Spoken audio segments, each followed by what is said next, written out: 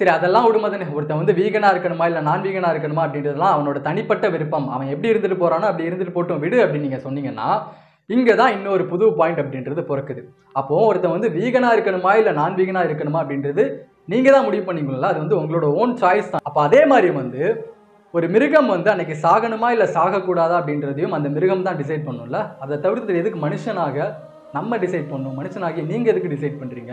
இப்போ நீங்க வீகனா இருக்கணுமா, இல்ல நான் வீகனா இருக்கணுமா அப்படின்னு சொல்லிட்டு நீங்க தான் முடிவு பண்ணணும்ல. அதே மாரி ஒரு மிருகத்துக்கும் அந்த சாய்ஸ் அப்படின்றது இருக்குல்ல.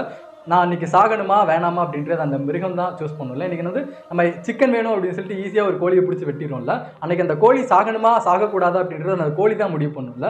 எப்படி நாம முடிவு பண்ணலாம்? இப்போ ஒரு வருஷம் ஃபுல்லா நம்ம வந்து மாமிசம் சாப்பிடுறோம். நான்வெஜ் சாப்பிட்டுட்டு இருக்கோம் அப்படின்னு நம்ம எடுத்துப்போமே. அதுல வந்து புரட்டாசி மாசம் மட்டும் கடவுளுக்காக நம்ம வந்து சாப்பிடாம விட்டுறோம். புரட்டாசி மாசம் மட்டும் நான் வந்து நான் வெஜிடேரியன் வந்து சாப்பிட மாட்டேன். அது நான் கடவுளுக்கு குடுக்குற மாசம் அப்படின்னு சொல்லிட்டு ஒரு மாசம் நம்ம யாருமே